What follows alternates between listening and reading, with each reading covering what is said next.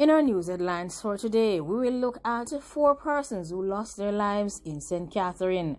Next, we will look at the employee at Norman Manley International Airport that has been arrested in relation to a $2 billion serious substance bust.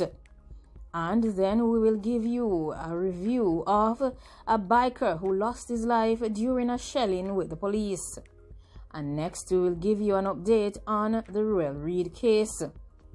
First news story. 4 persons lost their lives in Planters Hall in St. Catherine. This has only led to more tension and tears.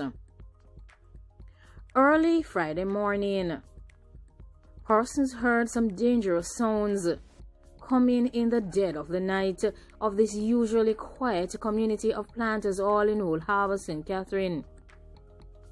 Early Friday morning, these dangerous men took the lives of 4 persons who live in Planters Hall. At the end of the rampage, it was discovered that 31-year-old Wright and his 27-year-old brother, Wright as well, along with their cousin 49-year-old Harvey and 18-year-old Thomas, who was with child at the time, passed away. Family members and residents gathered yesterday to process the night of terror as the police searched the premises. They expressed their shock that such savagery had manifested itself in the community of Planters Hall. Miss Thomas and Wright shared the same house with Harvey, who is Wright's cousin, and they were mistreated first. Then the men kicked in the front door. They then went to the premises across the road and called out for the other Wright, who lived in a 1-room wooden structure, and they mistreated him multiple times. His parents, who live in a separate structure on the same premises, were not hurt. According to eyewitnesses, they are not aware of them being troublemakers.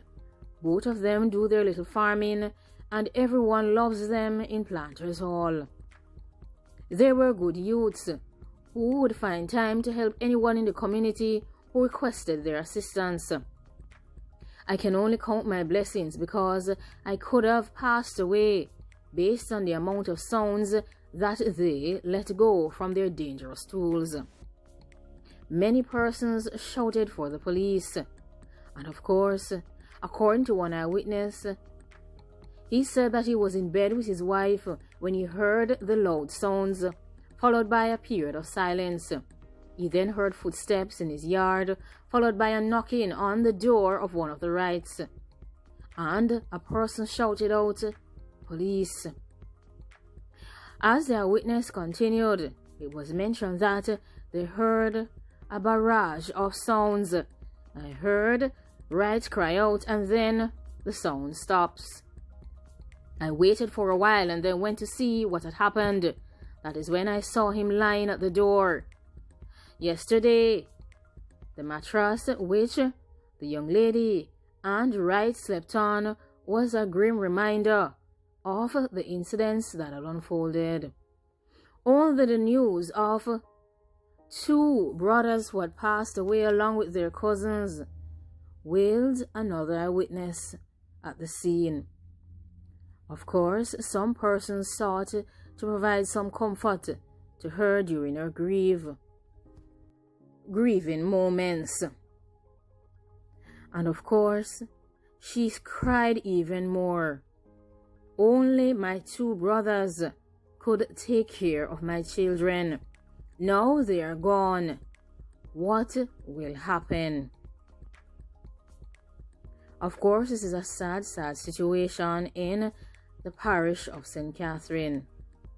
And of course, residents are also speculating that these loss of lives were a hit, and that there were some disagreement with persons from outside of the community.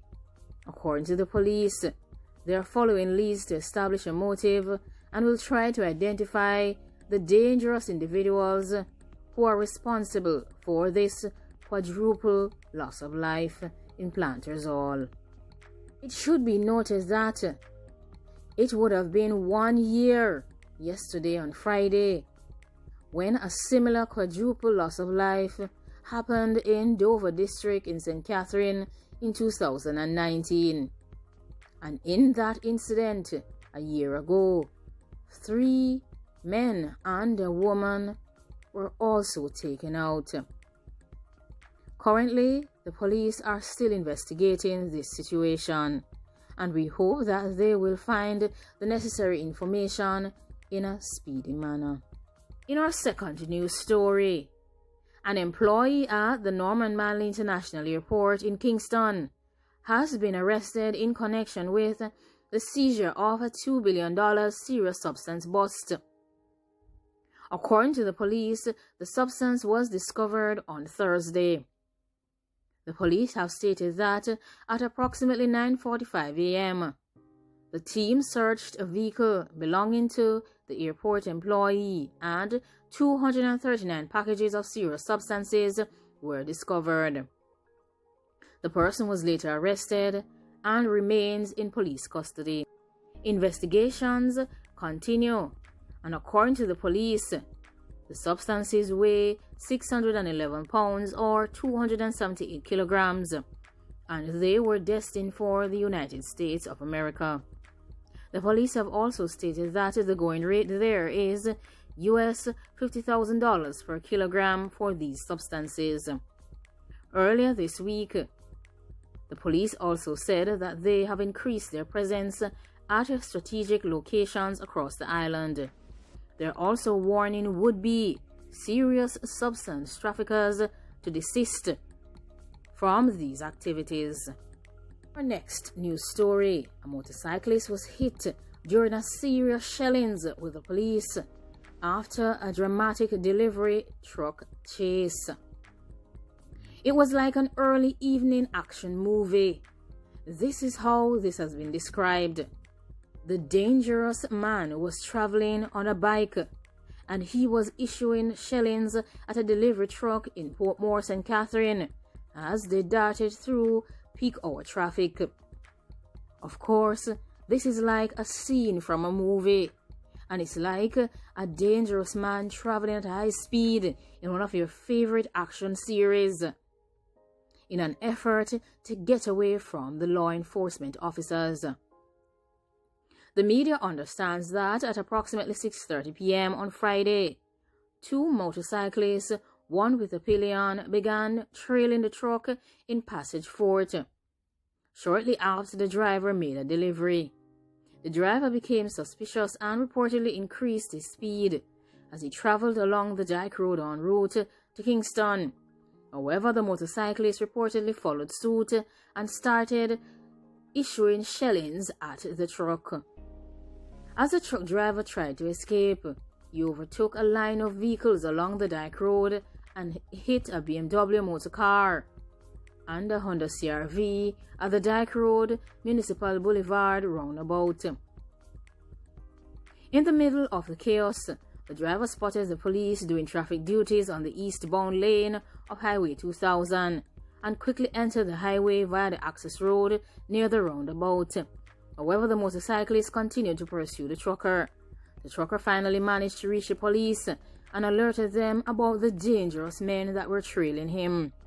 It is reported that the police immediately challenged the dangerous men, and a shellings ensued. One of the dangerous men was hit while the others escaped. The police say that the injured person has been hospitalized under police custody. Final news story.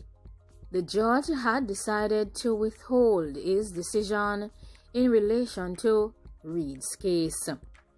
Hugh Wildman, who is the attorney representing former Education Minister Reed, Caribbean Maritime University President Pinnock, and their co-accused, told the court yesterday that his clients should walk out the courtroom with their freedom intact.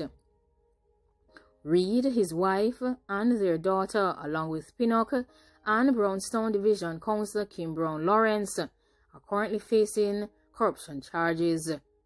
These 5 individuals are accused and were charged in connection with a major fraud and corruption probe by the Financial Investigations Division, which involves transactions at the Caribbean Maritime University.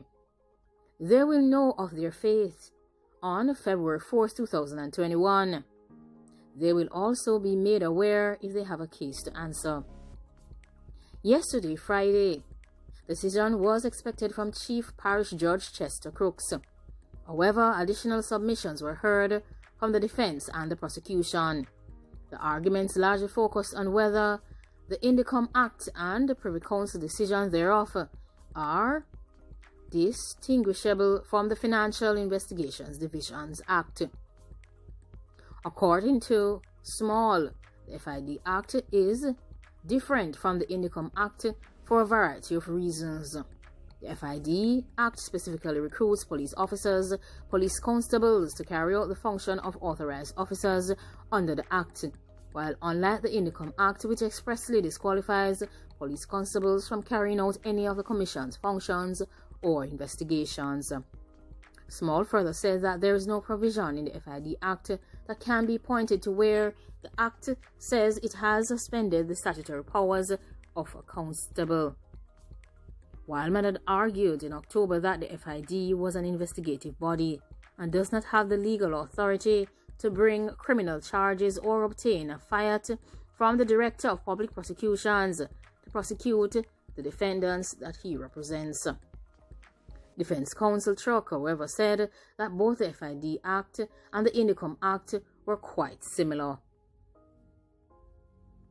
It was further stated that you cannot read into legislation additional powers. If they intended additional powers to be given, they would have specifically included additional powers. Similarly, the Indicom Act, it was intentional that Indicom officers do not have prosecutorial powers, and this is why it must go through the DPP's office.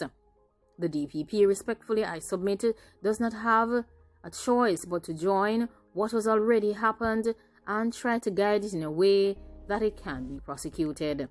In all the reading I have done, I have not read anything to support that, according to Judge Crooks. If it had no life from the beginning, then the DPP cannot take over something that doesn't exist. There is no charge before the court. How can the DPP take over something that doesn't exist? That is what Wildman argued and pointed out that the counts against his clients were laid in breach of the FID Act. He further went on to state to Crooks, who said, "I thank both sides for their comprehensive arguments. I came here prepared to rule today, but having heard further submissions from both sides, I think on the side of caution. I will give myself time to fully apprise myself before I make a ruling on this matter." Now like, comment, share and subscribe. Let me know what you think about the delayed ruling in relation to Reed's case, and also the issue of that $2 billion serious substance bust at the Norman Manley International Airport, along with this serious quadruple passing of these persons in Planters Hall in St. Catherine on the date that marked the anniversary of a similar life loss in Dover District. Thanks for watching. Goodbye.